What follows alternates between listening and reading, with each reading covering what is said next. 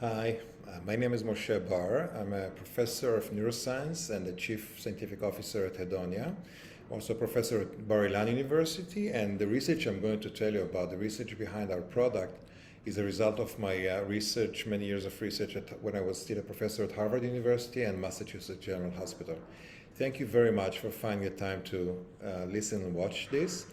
And I really want to express our gratitude to those of you who already tried our product and tried our application. This is very bleeding edge beta version. And thank you for your comment and feedback. And we also greatly appreciate those of you who are about to start engaging in this and helping us improve the application and its benefit to mood. So the brain, as you probably already know, is a massively connected system. It's an organ that includes 100 billions of neurons. This is the basic brain cell neuron. So 100 billion of them connected massively to each other. And in brain research in general, we can address the brain and look at its operation at a very low level, maybe neurotransmitters, molecules, or maybe a poke with some electrodes and look at individual neurons and see the electrical activation there. We also can look at mid-level phenomena that can be really interesting, and scientists like me study cognitive neuroscience. So things like, let me show you a picture here, and if I ask you to try to recognize what's here, I bet you have a hard time. This is how it's built. Don't feel intimidated by this. It was built such that you'll have a hard time, and actually it will be impossible for you to recognize it.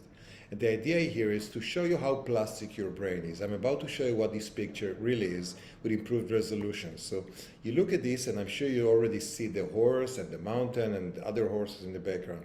Now let me go back to the original display.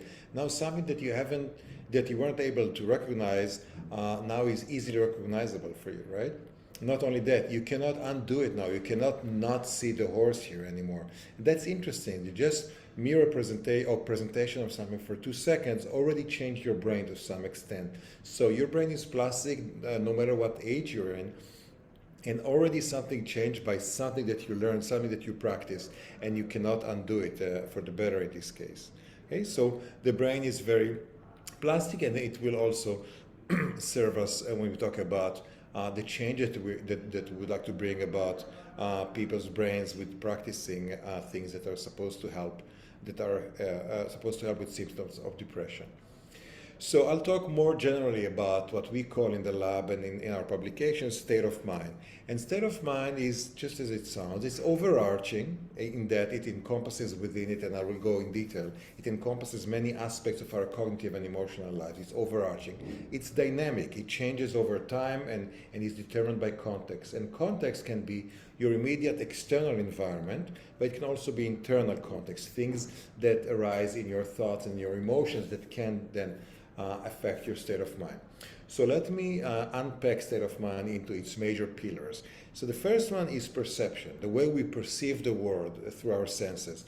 It could be shaped by incoming information from the senses, we call it bottom up, from the senses to our cortex, or it can be, and this is something that we might know but not always keep in mind, is that our perception is also affected by our prior expectations, by our prior knowledge and memory. So at any given moment, the way you perceive the environment is a result of some weight you give to the incoming information and some weight you give to your expectations, fears, desires, and previous experience. So sometimes it's more of that, or sometimes it's more of the other, but in any given moment, it is really a mixture of what's coming from the outside, which subjectively we think this is the sole source of the perception, but no, it's also a mixture of what we expect and what we already know. So perception is a mixture of incoming information and pre-existing information. Similarly, the way we attend the world can vary. It can be more local or more global. It can be, we may be attending more the trees or the forest, right? So all of these conditions that I show you and these spectrums that I talk about are healthy, and they should be there. This is the intention of how the brain should be working. In some situations, we want to be more attending the trees, and some the forest, but we should be minded that our mind can actually go and slide between these. Thought can also have a scope, just like attention. We can be thinking very narrowly, focusing or miserating over the same topic over and over and over, or we can be broadly associative, jumping from one topic to another, to another, to another. Best example for this actually is if you can imagine dinner with friends. So you sit around the table and you have this conversation, and maybe you start talking about one of the dishes, and then you talk about agriculture and the weather and global warming and politics, and very quickly you reach a completely different topic. So thought is akin to this type of conversation where you can be broadly associative and jump from one topic to the other in a coherent manner, but still broad and progressive. To the extent to which we are open to experience is another pillar of our state of mind and our moment-to-moment state. So we can be more exploitatory or more exploratory, and I'll explain. Exploitatory, we are exploitatory when we tend to lean more on known routines, habits, environments. So when you choose to do something that you already know the outcome, right? So when you choose a known dish in a restaurant, or you go back to your beloved couch at home when you come back from work, whereas exploratory is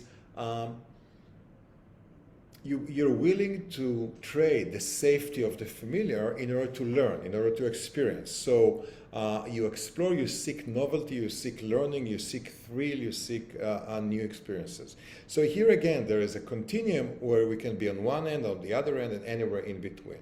Okay? The last aspect of our state of mind that I'll talk about is obviously mood or affect, where we can be more negative or more positive. And as I'll talk about, these things are connected together, and we exploit this for good purposes. But let me elaborate on each one of them a little more. So perception, as I said, can be more bottom-up or more top-down, but it's always a mixture between our senses and our memory. And just to give you an example, to demonstrate that we really do not really see the environment how it really is, even though our subjective feeling is that we see things in a veridical manner, we see things as they are.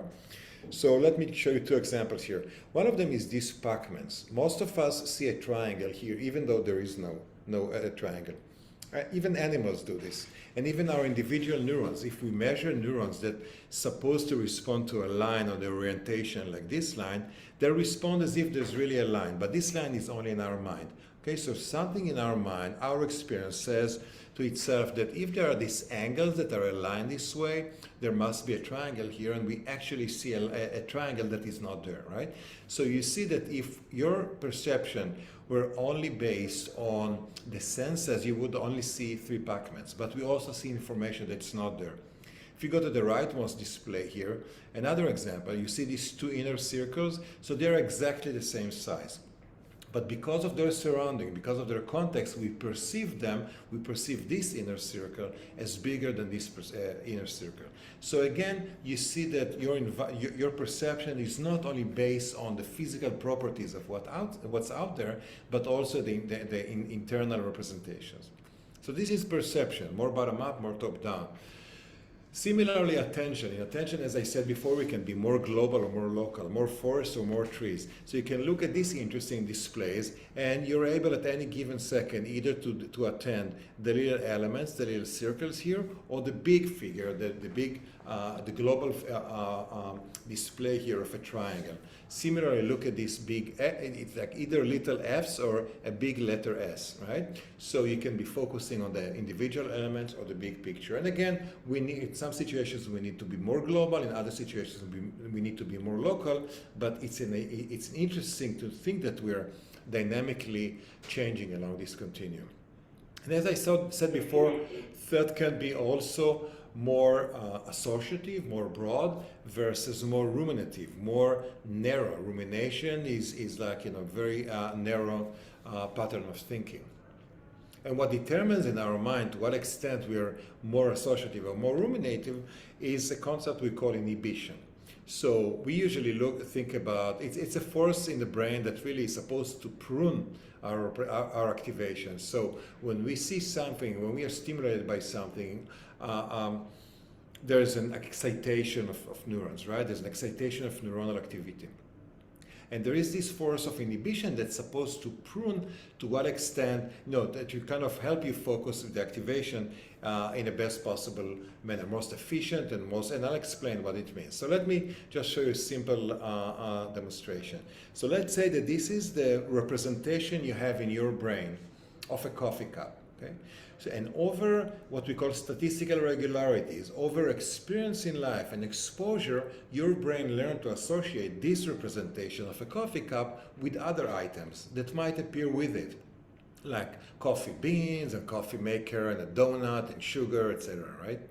So it's very efficient for the brain to represent these things together because, first of all, it's easier to store, right? You store things by association, but also it's easier to activate them. So in a way, the associations are the basis for predictions, because when you see a coffee cup, you know to expect certain items in the same environment, right?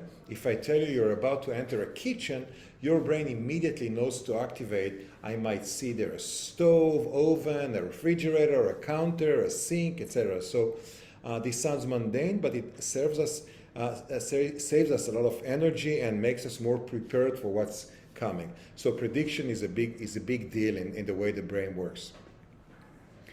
So interestingly, all these associations, all these items that are associated have themselves their own associations. So the sugar is also maybe with milk, and the coffee cup, the disposable coffee cup, is also with recycling and forests, etc., right? So in a way, you can think about everything you know, everything that you've learned, everything that you've experienced is connected in a giant network in your brain. And you really can get from anywhere to anywhere. I mean, with a kind of different numbers of steps maybe, but everything is connected in your giant semantic network. But the thing is that when you see a coffee cup, you don't want to think about beach umbrella, right? Even though they are associated through other associations, it's less relevant. You want to have the activation of the associations that are relevant in the specific context. And for this, we go back to inhibition. This is the force that helps you activate just what's needed. You don't want to have too many associations, you don't want to have too little, right? People with schizophrenia, for example, are hyper-associative. So when they see something, they can activate over-associations. This might cause delusions and hallucinations, and could also be the source of a lot of problems with cognition and with the inner representation. So this is just an example of a disorder where there's no inhibition or not enough inhibition to limit the extent of. So we just want the right amount of inhibition.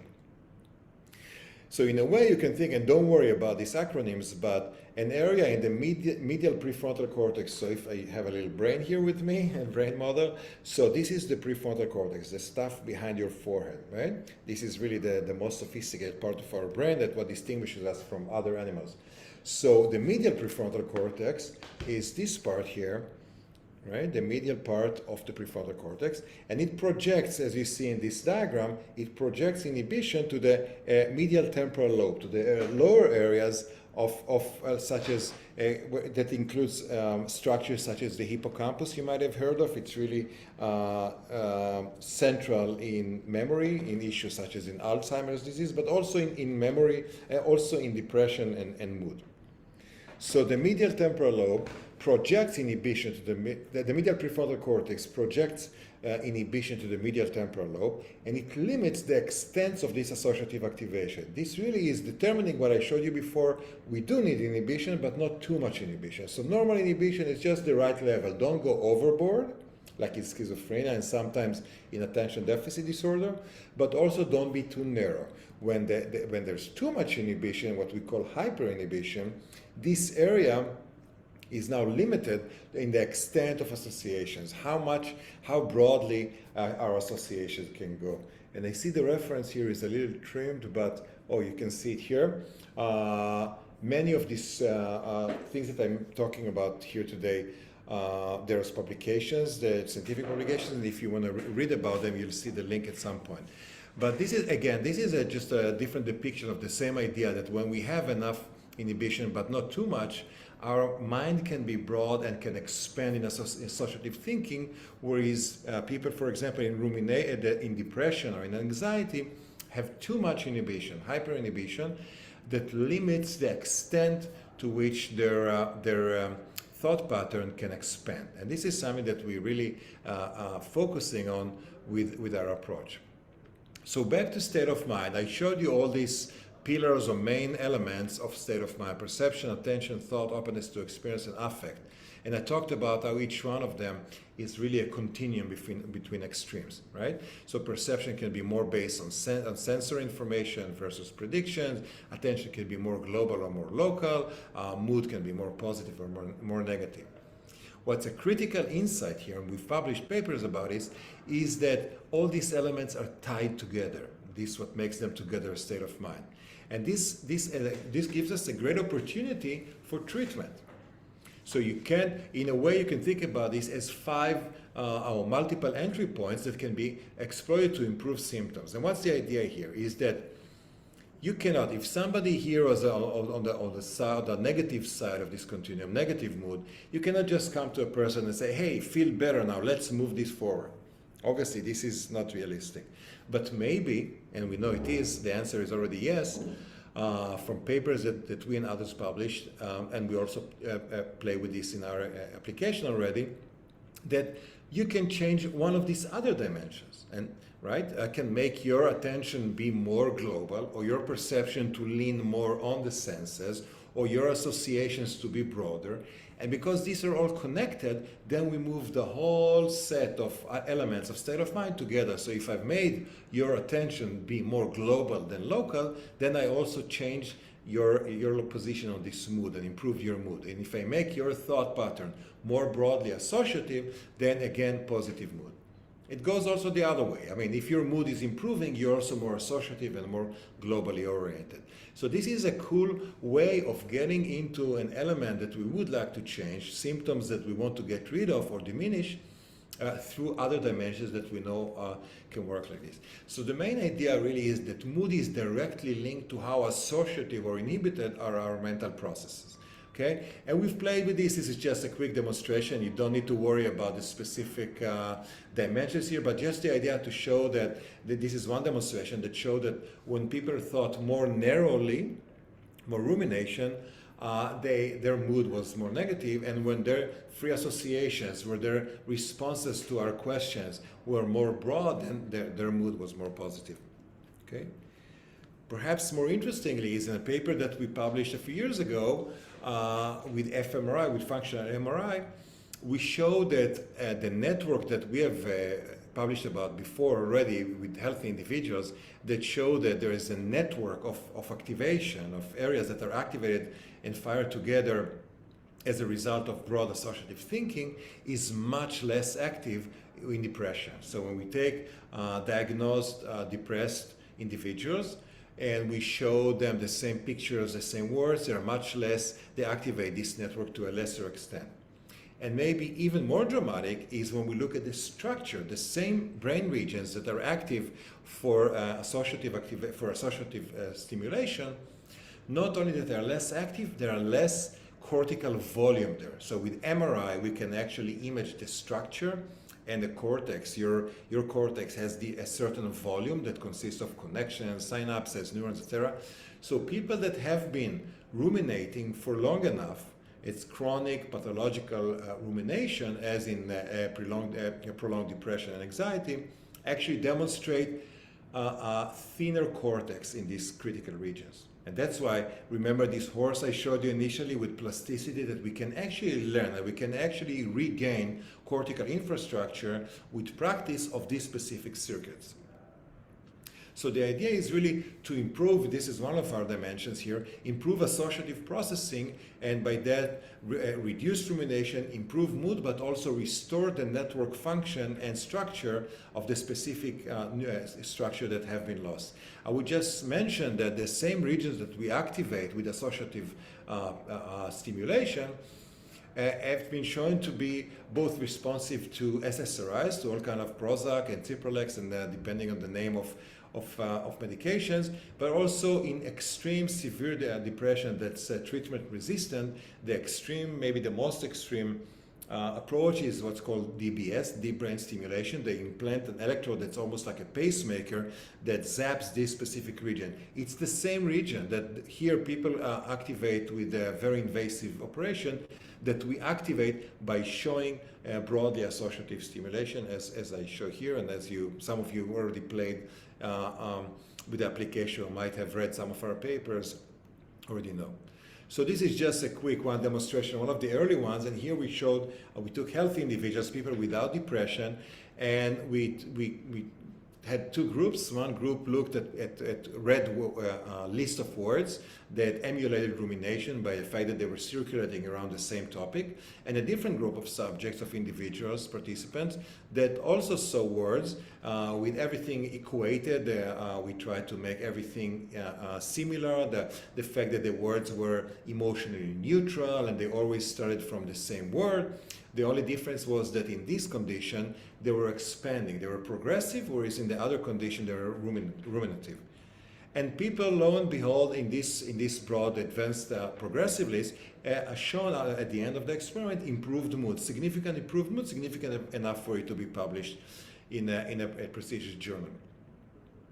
And what I want to emphasize here is that unlike what we offer in a more therapeutic approach with our application and with our approach in general, here this was really a very short session. People came and read maybe 20 lists like this of maybe 12 words in each. And it's just so it was like 10 minutes reading lists of words, and you go out and your mood is changed by the fact that the list that you've read were expansive, were expanding rather than circulating around the same topic. So the idea, and I speak very simplistically here, but I think it's going to make things clearer, is that in depression, also in anxiety, there are a lot of similarities. In depression and anxiety, the mind is stuck. We ruminate, we think more narrowly, and we think more slowly. Okay? And these things have been demonstrated by many. And the idea here is what we're doing here is to undo this, we should facilitate thought progression effectively. So the idea here is to get unstuck. And to do this, we have multiple complementary approaches, and this is a partial list that we already implement now. We want to make thought broader, more associative, and more global, as I showed you before. We want thinking pattern to go further, and for this, we play with creativity and make cognition more flexible. Okay, and I'll show you some examples. And we also want thought to progress faster, and for this, we create something that's akin to exhilaration. Now, something that you know that people with mania really enjoy the exhilaration. This is the part that is uplifting, relatively speaking. So, to cause exhilaration, we make people read text faster, and this has been shown by others. A colleague of mine in Princeton showed that by making people read faster, we can improve their mood just by reading, again, emotionally neutral text can make already one improve their mood. So, as I said before, there's already plenty of publications. This is just a partial list, and you can also look at this site for, we put some papers online, and you can of course get in touch with us, and there'll be more at the last slide. I'll also show a few more links or email addresses. So all these things that I tell you here about our approach have been proven in the lab, and by my lab, and I'm proud to say also by other people's lab, and it's not a singular invention here, but rather we put this under this overarching theme of facilitating thought progression, FTP, but it really builds on findings from many esteemed researchers, colleagues and friends. And the idea was really to translate all this research to the palm of your hand, to put it in an application where you can actually play with this, hopefully in the most engaging manner, and work to practice and to train and to reconstruct these cortical infrastructures. So as I said before, we can, in some of the games, we show lists of words that are expansive. We don't show the narrow ones because this, we know, is subversive, but we really focus on expanding your mind by making you read and engage in broadly associative strings of words. Or we can get one to think about more global aspects of a scene, right? So you look at this, and if you were in the local state of mind and I ask you to describe this scene, you will talk about these girls and the balloons and the trees, the local elements. Whereas if you're in a better mood, and if I kind of encourage you to think globally and just call this a pool party scene, then you realize, then you gradually becoming more and more globally oriented, and as I showed you with the state of mind, also more positive. So specifically, we do this in games where we make you look at the global pattern here, the global letter, rather than the single elements that you see here. In order to make your thought more creative, more flexible, one of the games is to really make you see things in different light and make you accept things that you weren't expecting before. So, of course, a priest belongs in this church background, and imam less so. But if I make you think and encourage you to accept this little flexibility, and see things like, you know what, this could also be relevant enough. You know, it's more relevant than a shark next to a church. Then you certainly start to see that the boundaries of your cognitive representation of the semantic categories that you know can actually be bent a little bit, and by this make you more flexible and more creative, things that we know improve mood. So FTP, in facilitating thought progression, really aims at facilitation for multiple complementary. This is just a partial list. We have many more in the pipeline, but for now we focus on some of them, broadening thoughts and association, making one think more globally, promoting creativity, inducing manic-like exhilaration state, and more. So specifically in this tentative application we call Mood Bloom for us, and for you, for the beta testers, this is what's online. And I do want to add a caveat and actually emphasize what I've already said before. This is not a feel-good game. We do want it to feel good. We do want it to be fun. We do want you to play with it not only because the science is there and it's going to improve your mood, but also because it's fun for you. So we do have the best game designers to help us make it as engaging as possible. But I don't want you to be misled to think every time you play with this, wow, your mood is improved and you're less depressed or less anxious. As I showed you before, we're actually restoring cortical infrastructure. So this is, as much as I hate the analogy with a gym and working out, this is in order to reconstruct parts of your critical parts of your cortex. You do need to be engaged in this repeatedly. We're not asking for too much. It's about 15 minutes a day, 5 days a week, and if it's fun, more power to us. But the idea here is really, it's just like. You need to work in order for this to be reconstructing biological material here. And as I showed, and those of you already saw it, so basically, and this is the first version of the game, you see this village and you building it, and it's a lot of fun and very basic. We're taking into account, this is really something that we we're focusing on, is that people don't always have the motivation, right? People can be even lethargic. We don't want games to be too complicated. We don't want it to be Minecraft. We want it to be fun, easy, accessible. So I think the minimalism of your engagement here, that's required engagement, is a plus, and that's how it's a feature and not a bug. So the idea here is really to capitalize on these founded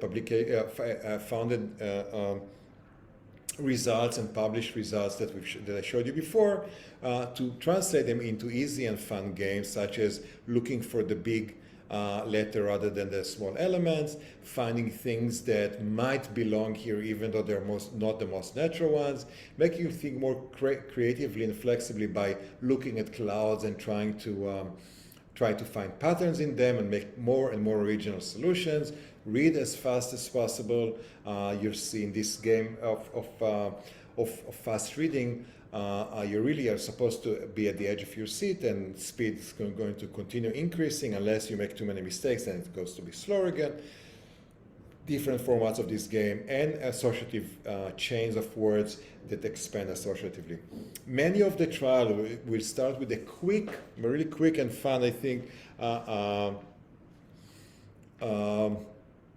state of mind measurement that is You're just sliding this and just giving us, we think, very informative measurements of, are you playing better when you're less tired, more tired, hungry, less hungry, what is your mood, etc. And then we can come back with correlations that are helpful for us, but also for you, in that we can tell you almost like a prescription of a drug. We tell you should, you benefit the most from this game if you play when you're in this state. Okay, so state of mind measurements, please be patient when you do this. Of course, you can skip it, but it takes only 10 seconds and then it gives all of us a lot of information. So this is about it for the presentation. Of course, we're all here for you. You can email us. There's a community, we have a community manager, excellent one, that can respond to these questions. You can also email me directly. You can also look at the science behind this. So we want you to stay close. And for the science behind this, I can also tell you that there's a book of mine that just came out and it's supposed to be accessible, and also in containing information about how wandering and how we are actually the basis behind this facilitating for a thought progression. So we want you to stay close, but wandering far is also good for your mood. So back to these links that I would like to leave you with, and appreciate again your involvement with this. Be generous with your feedback, be honest with your feedback. We want the criticism. It's good to hear compliments, but we also want to hear what you have in mind for how we can make this better. So we appreciate your time and your attention, and we're here for you. Feel free to get in touch with us. Take care.